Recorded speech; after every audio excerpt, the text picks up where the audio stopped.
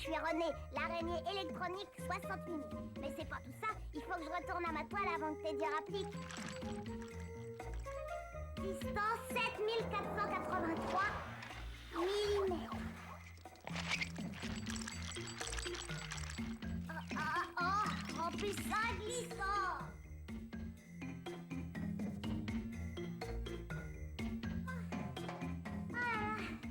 Oh, elle est pas possible cette baraque.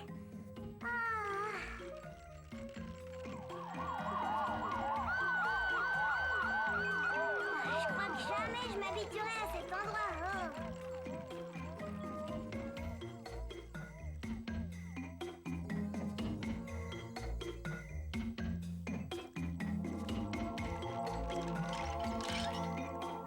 Eh ben, ça fait du bien d'être chez soi. Bon, c'est pas tout ça. Salut les insectes. Ça va, Zvipat, qu'est-ce que tu nous rapportes? Par mes antennes, ça sent rudement bon. Qu'est-ce que c'est que ça? Ça ressemble à du hamburger. Hein? Dans le hamburger, c'est le hamburger que je préfère. Et la viande?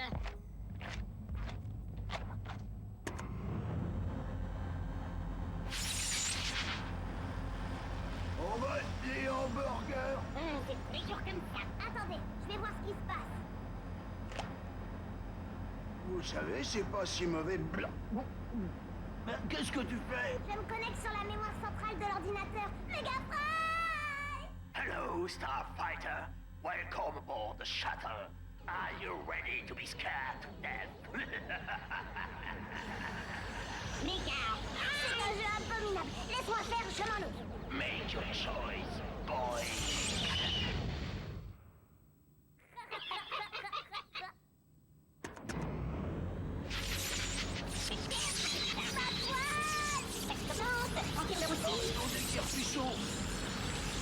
Hé, attendez-moi! Hello, Starfighter. Welcome aboard the shuttle. Are you ready to be scared to death? Allez, faites pas cette tête. On va aller se recharger à l'électropalace. Les Fégor! Cette grosse tête de ventouse va encore nous faire des histoires. Espérons qu'il a la mémoire courte. Vous n'entrerez pas. Allez, bébelle, sois chic. N'insistez pas, on vous a assez vu. Primo, ce soir, c'est réservé aux électromythes. Dessio, plus jamais une araignée ne mettra ses salvates ici. Oh, elle est complètement piquée, cette mouche. Par ici, il y a un passage. Venez la rejoindre. T'es sûr? Suivez-moi. Oh, génial!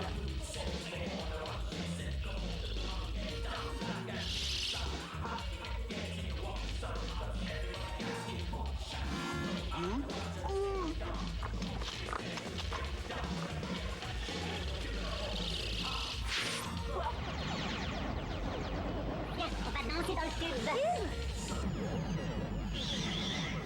Pousse-toi, viens moi. Et là.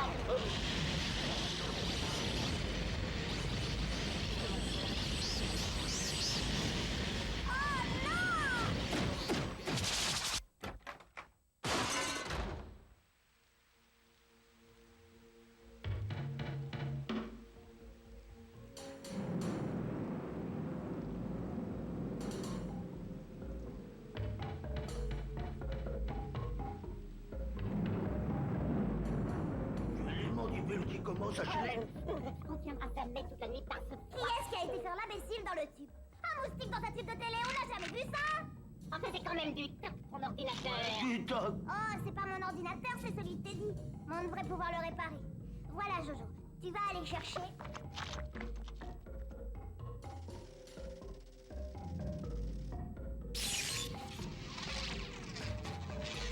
Attention, Jésus Marie. Ça marche! Ça marche! Hello, Starfighter. Welcome aboard the shuttle. Are you ready to be scared to death?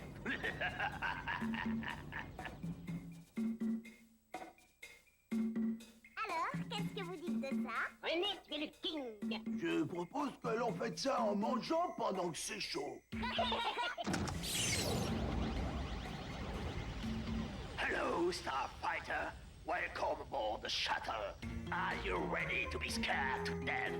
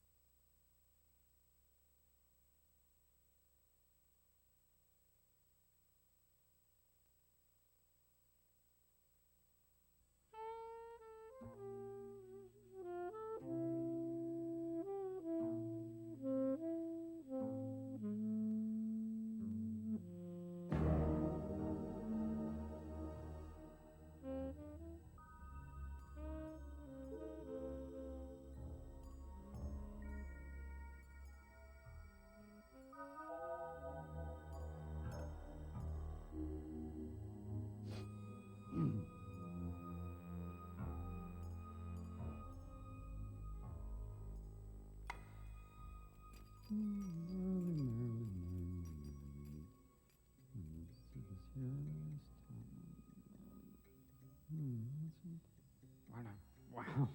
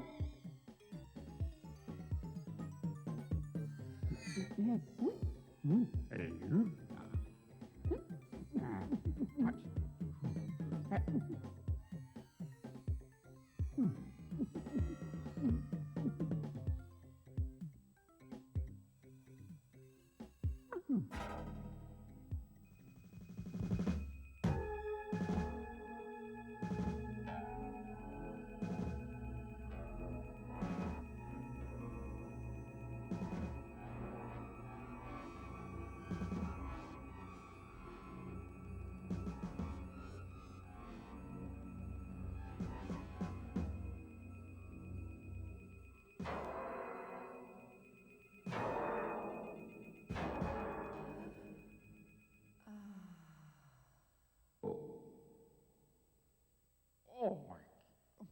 Oh, what a mess. Oh, where's that? Oh, I know it's in the closet. I know it's in here somewhere. I can't get to it. Give me that.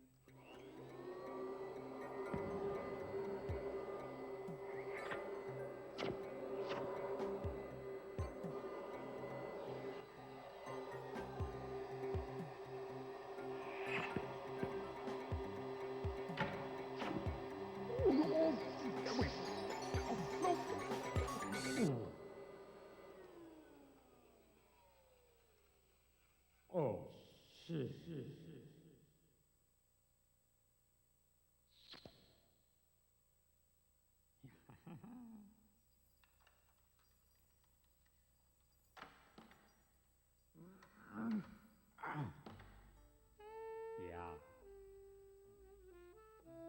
Yeah, I like it.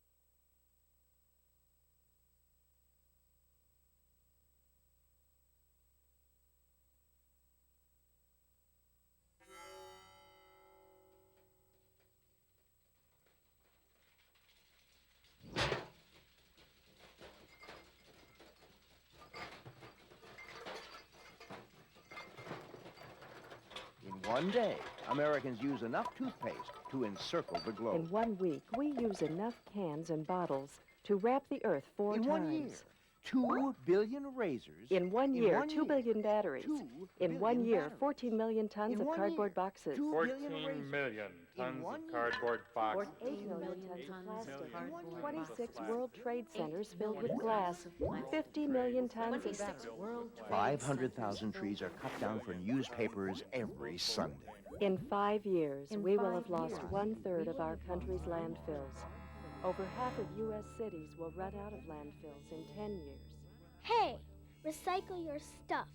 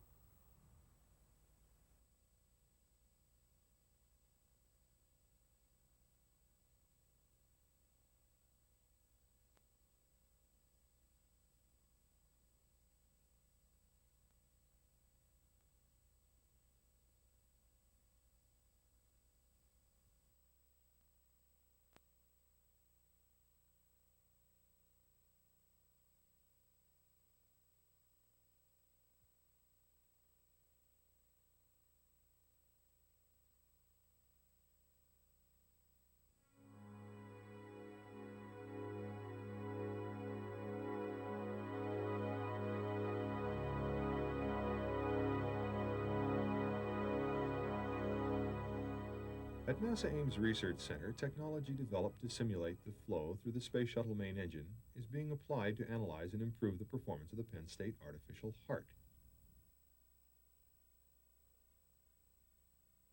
The flow enters the heart through the inflow valve, indicated by the blue arrow, and exits through the outflow valve. The valves are activated by the pressure changes caused by the motion of the piston.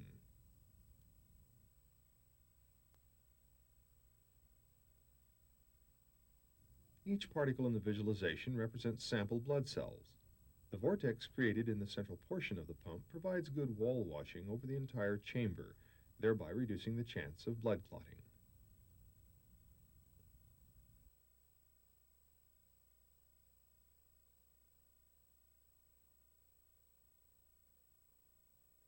A researcher can select any particle and trace it throughout a cycle. This one follows a circular path several times around the chamber and exits in the normal manner. The second trace is an example of reverse flow, in which the particle exits abnormally through the inlet valve. Minimizing this phenomenon is one purpose of the research. Here is the same flow looking down the inflow tube. This trace is the reverse flow example.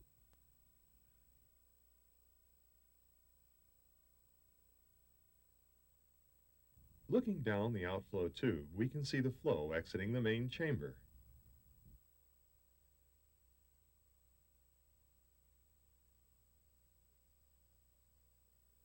In this example, the particles and trace are colored by vorticity magnitude, which correlates with shear stress. Because high shear stress may damage the blood cells, it is also a target of this investigation. Sound can also represent data. In the next segment, the average vorticity of the sample cells was used to determine the pitch at each time step.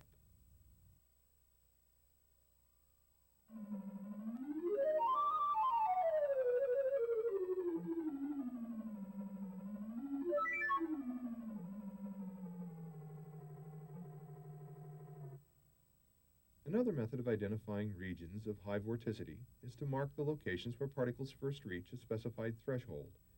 In the next segment, a tone is generated each time this event occurs.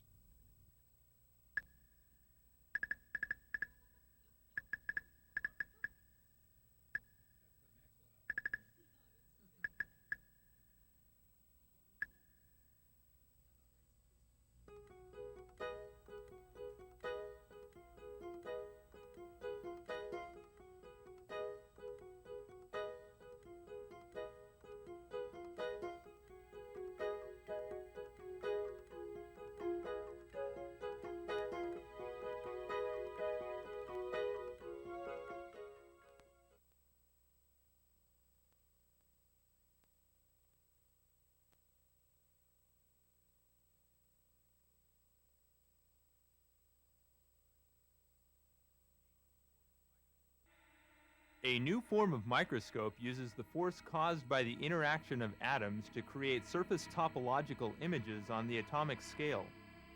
Problems exist, however, due to the atomic relaxation at finite temperature, relative orientation of the probe tip and the target surface, and shearing of the tip due to excessive force.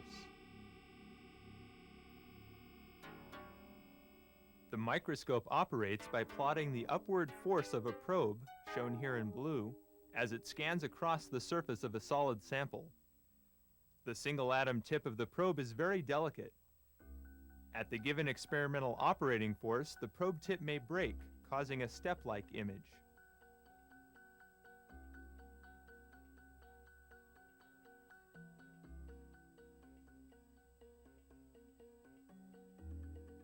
The temperature of the probe and the sample crystal affects the scanned image. Here the image from simulation, in yellow, is compared to the expected honeycomb structure of graphite in red. At 0 degrees Kelvin, all the atoms in the honeycomb structure are visible, while at room temperature, every other atom is missing due to their relative motion.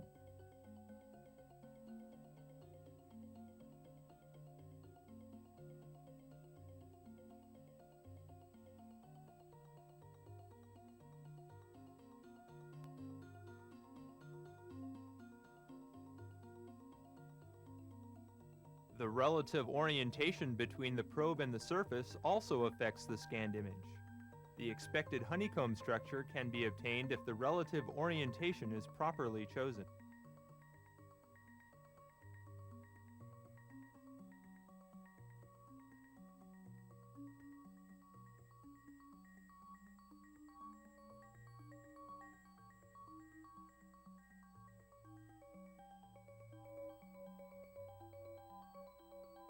Finally, the scanned images are dependent on the shape of the probe tip. The number of atoms and their relative orientation can have a drastic effect on the resultant image.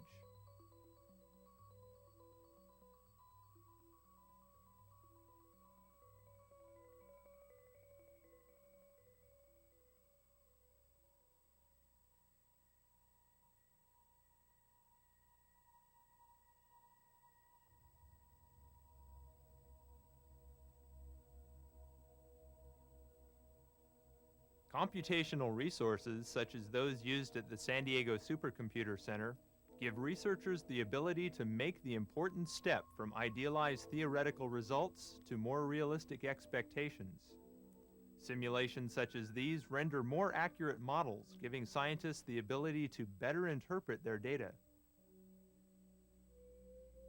These visualizations will help scientists construct more precise tools for understanding our universe.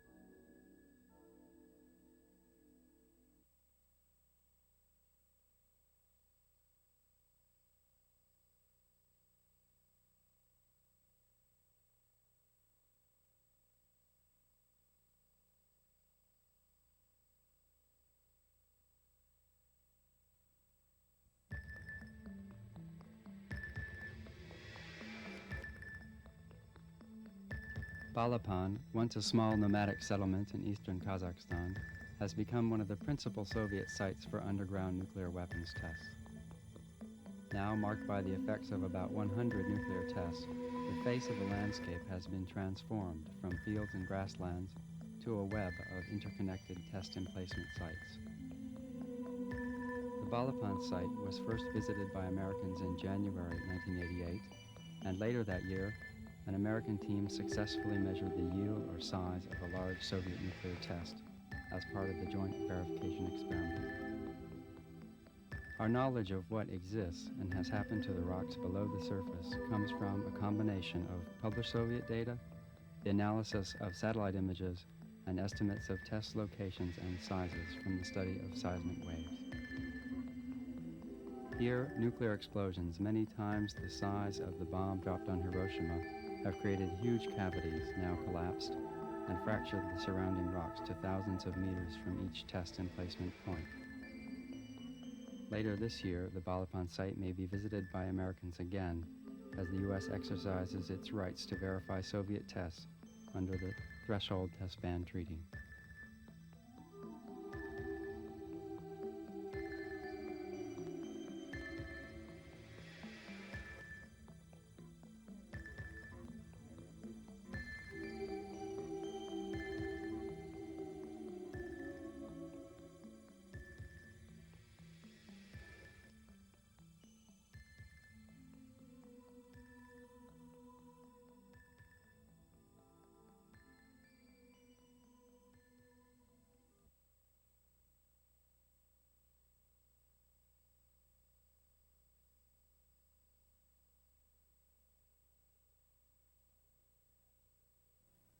This is an interactive exploration of the Earth's climate over the 10-year period from 1979 through 1988.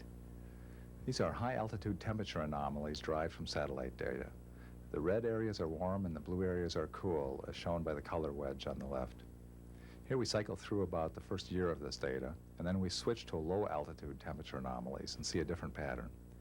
Now we can click a time series over Alaska and see the highly variable temperatures typical of high latitudes.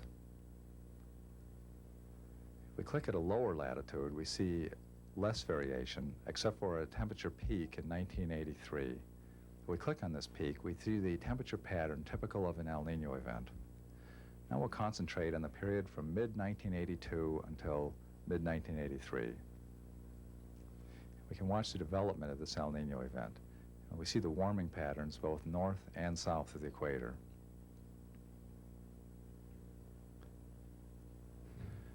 Now we cycle again through the event, and we'll stop at the peak. And by switching back and forth between the high and low altitude sensors, we'll see that the warm areas at low altitudes correspond to cool areas at high altitudes. Now we can click the time series over Wisconsin and see that there's a consistent warming pattern in Wisconsin during the El Nino event.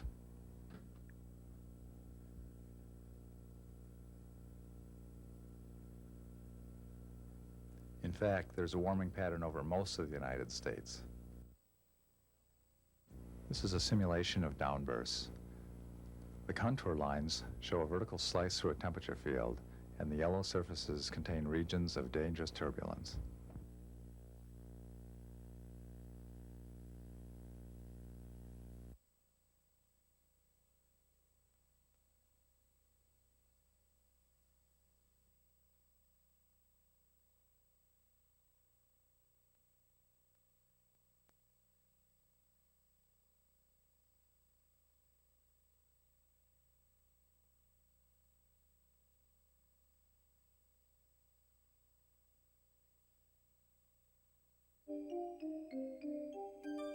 Early in 1984, in response to the development of Space Station Freedom, Congress recognized the need for a new generation of automated and robotic devices. The technology for these devices was to be efficient and flexible enough to meet not only the needs of the space station, but those of the United States economy as a whole. This in turn has led to an emphasis on the development of telerobotic capabilities. NASA's Goddard Space Flight Center is developing the Flight Telerobotic Servicer, or FTS. NASA has performed extensive computer graphic simulation studies on both FTS and the space station. These simulations enable NASA to maximize the use of FTS in space activities. Graphic simulations provide an extremely valuable and cost-effective means of understanding the complex environment in which FTS operates. Such simulations can be used for future applications such as missions to Mars and beyond.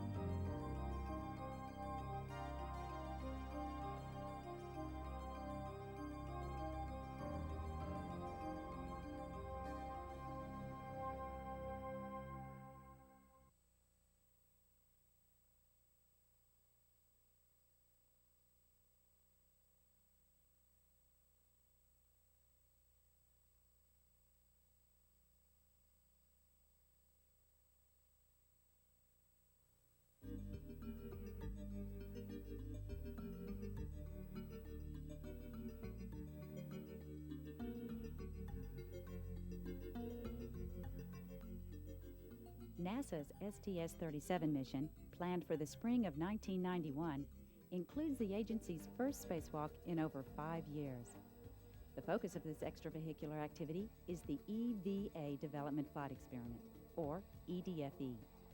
EDFE actually consists of 3 experiments: Crew and Equipment Translation Aids, or CETA, EVA Translation Experiment, or ETE, and Crew Loads Instrument Pallet, or CLIP. The objective of these experiments is to evaluate equipment and techniques that might be used for assembly and maintenance of Space Station Freedom.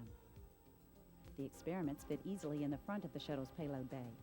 The back of the bay is occupied by the Gamma Ray Observatory, which is deployed early in the mission.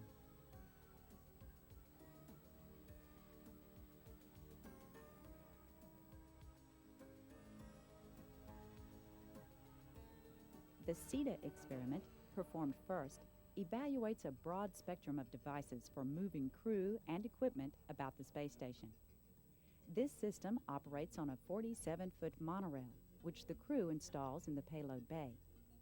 The assembly of the two 23.5-foot track sections provides valuable data on the construction of large structures in space.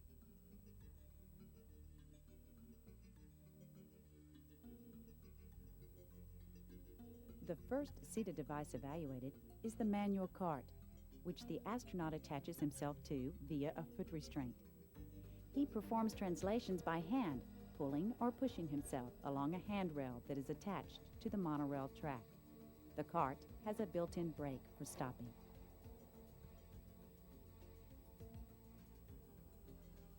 A second astronaut, representing approximately 450 pounds of mass, is towed behind the first to simulate the loads involved when carrying equipment. Next, the benefit of a 2-handrail system is evaluated against the additional structure it requires.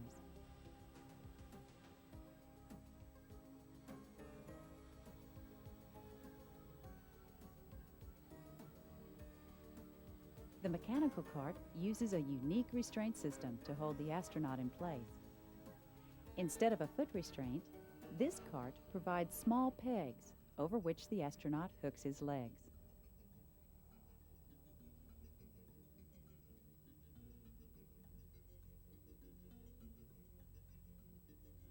The cart is then propelled by moving a pump lever, fore and aft, which powers wheels that drive the cart along the monorail track.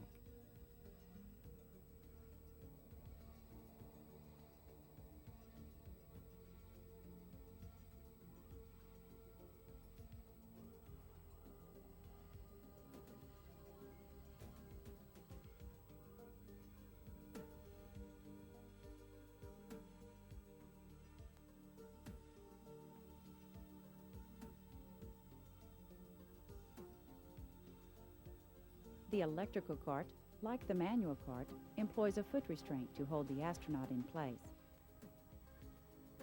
Translations are performed by turning a hand crank generator, which powers an electric motor. The motor drives a set of wheels to propel the cart along the rail.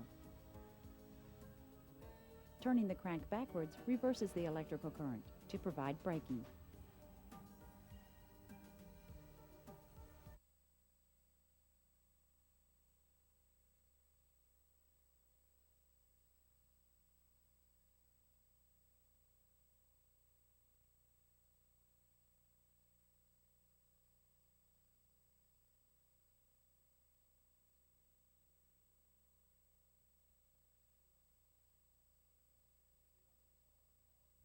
Symbiotic star R Aquarii, as seen by Hubble Space Telescope on October 4, 1990. Imaged by Francesco Parisi with ESA's Faint Object Camera aboard NASA's Hubble Space Telescope.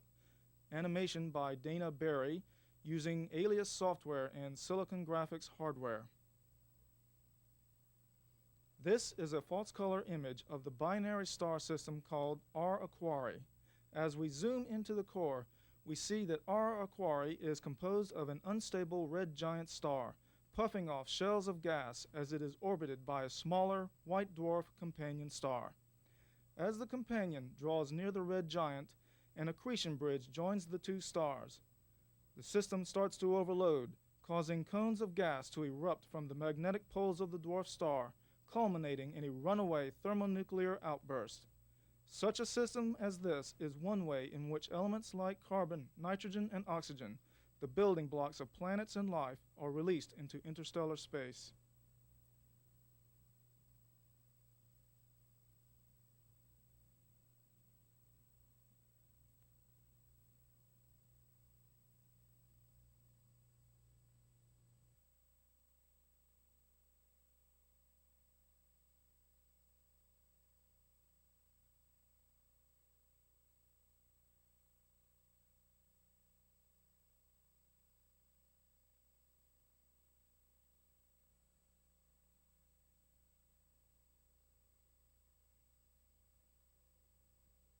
The NCSA Visualization Group has been working with scientists since 1986, creating animated, data-driven visualizations of scientific phenomena. More recently, in collaboration with the Searle Sound Group on the University of Illinois campus, we have begun to investigate the use of sound to assist scientists in interpreting and analyzing complex data. Whenever we speak to one another, we're using sound to convey meaning. But other kinds of sound can also convey meaning. The following sequence of sounds tells a story without the use of words.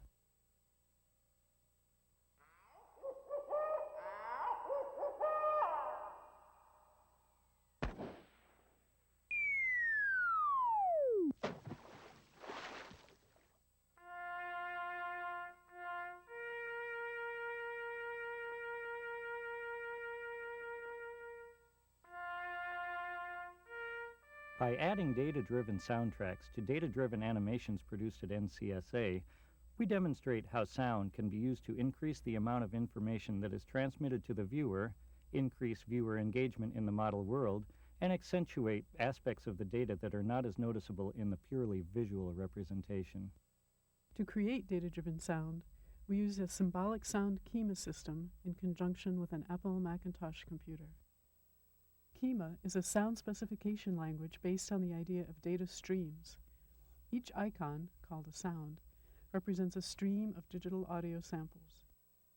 A sound is either a source of samples or a function of one or more other sample streams. You can think of the data as flowing from the bottom of this graph up to the top. You can select any point along the data path and listen to the signal at that point, or plot the waveform at that point. The selected sound is evaluated in real time on a general-purpose digital audio signal processing computer called the Capybara. This sound is a source of audio samples stored in memory, in this case just a straight-line function. The output of this sound controls the frequency of this one.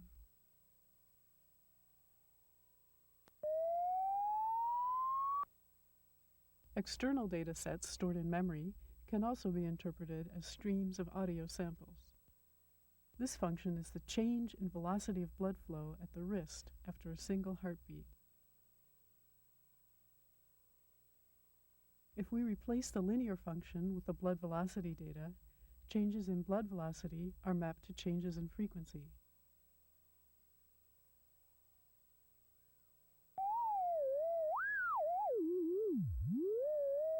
In this sound, the absolute value of the blood velocity is mapped to the cutoff frequency of a low-pass filter.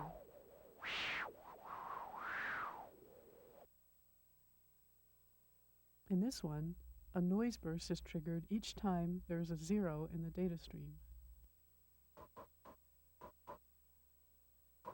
We can combine any number of mappings to construct new mappings. This is the sum of the sample streams from the zero crossing and the data to frequency mapping.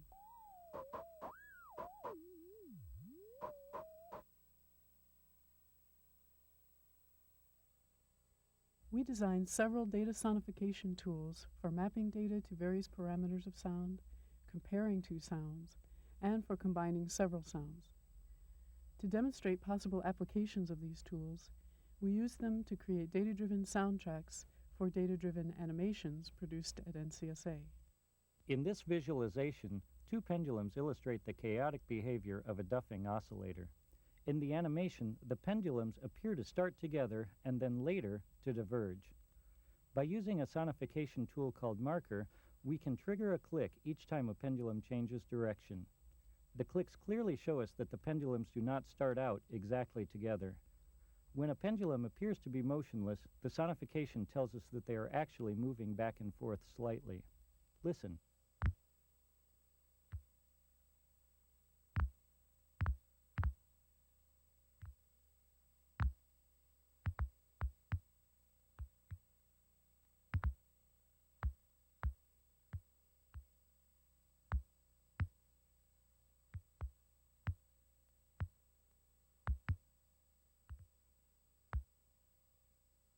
Data-driven sounds can also imitate sounds from the real world. When this simulation and visualization of the arterial system was shown to cardiologists, they requested that a soundtrack be added, emulating a sound made by one of their diagnostic instruments. The instrument uses ultrasound to measure the velocity of blood flow and displays that information both graphically and sonically. In this scene, the sound is synchronized with the blood flow figure shown on the right. The familiarity of the sound helps cardiologists judge the accuracy of the computer simulation.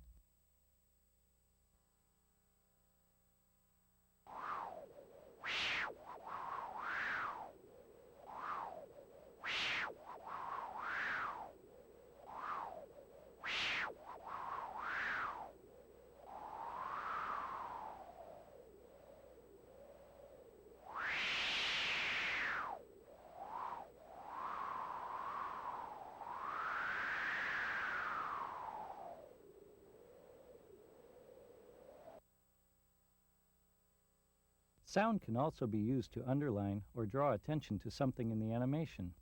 This is a map of Yellowstone National Forest from 1690 to 1990. The age of the forest is mapped to its shade of green. The older the forest, the darker the shade of green. Sound can provide a sense of the overall aging of the forest during the years from 1872 to 1972, when there was a policy of complete fire suppression. Areas covered by forest fires appear as flashes of red in the animation. By playing a noise whose amplitude is proportional to the area of the forest fire, we can make the flashes easier to detect.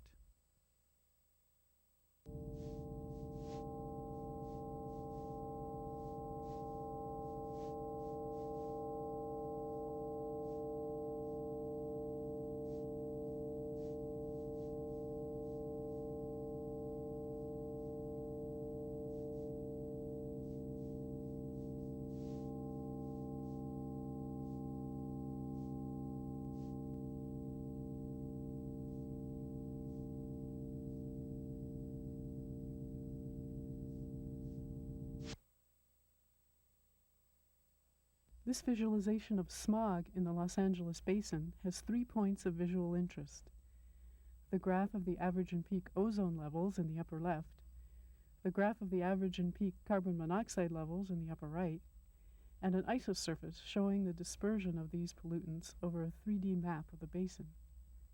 By mapping one or more of these functions to sound, we can free the eyes to concentrate on one area of the screen. We map the peak ozone levels to the frequency of a siren-like tone and to the density of digital recordings of coughs. As a result, you can focus your visual attention on the more interesting isosurface, while still keeping track of the ozone levels with your ears.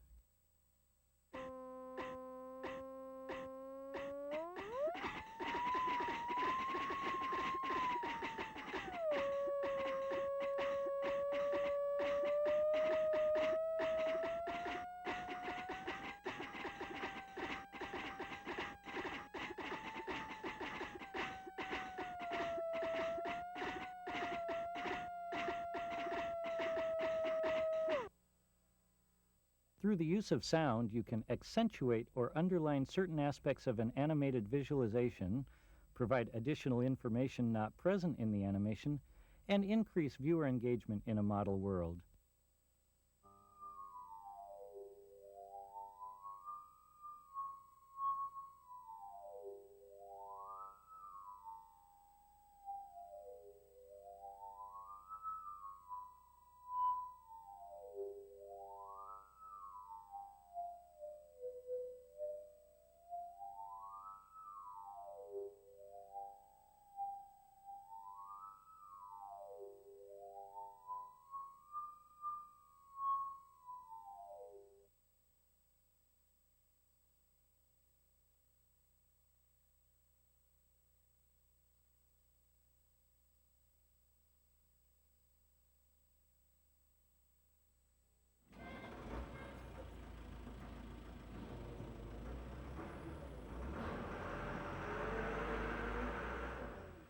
The successful operation of a backhoe requires the operator to see all the critical elements of the vehicle, as well as key objects in the surrounding environment.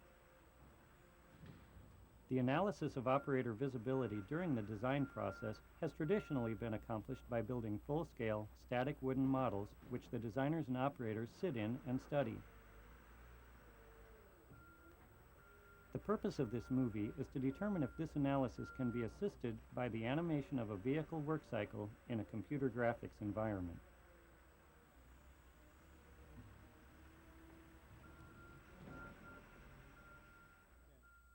Typically, a computer graphics camera has a horizontal viewing angle of approximately 45 degrees, shown here. By constructing a composite view out of 7 cameras, we can expand this angle to 140 degrees.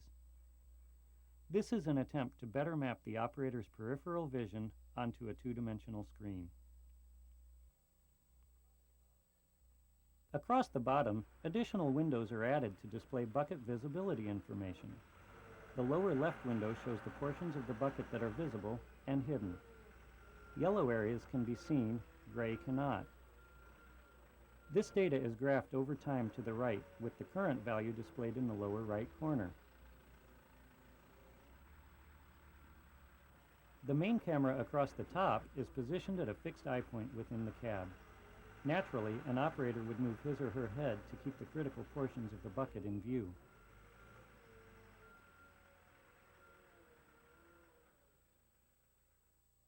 This scene recreates the light bulb shadow test that is currently used with completed vehicles and mock-ups. Cones of light emanate from a bulb located at the operator's eye point, travel through the windows of the cab, and cast patterns of light and dark on the floor. From this information, designers can determine the blind spots that exist due to structural supports and window placement. A transparent plane located at eye level helps clarify the regions of visibility and blockage from the cab. Although physical models remain a necessary component in the vehicle design process, computer animation allows the designers to assess visibility while operating the backhoe within a virtual proving ground.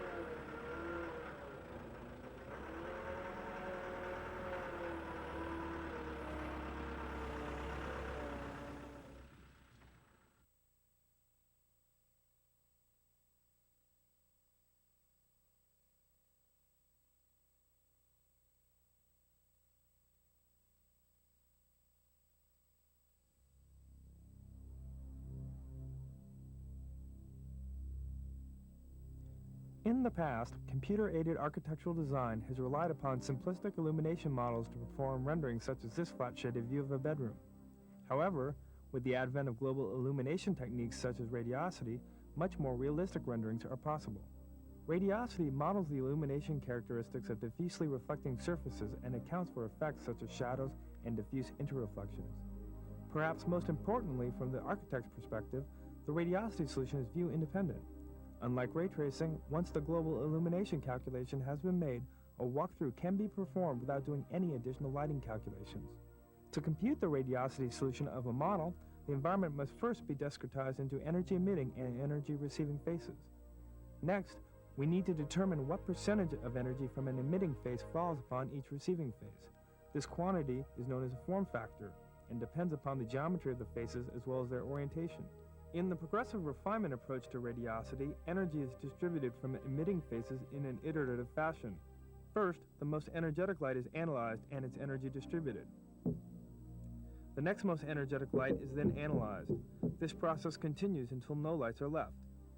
Then, the most energetic receiving phase is treated as a secondary light source. Based on its reflectivity, it distributes a percentage of the energy it has accumulated back into the environment. This process is repeated until the remaining undistributed energy becomes negligible.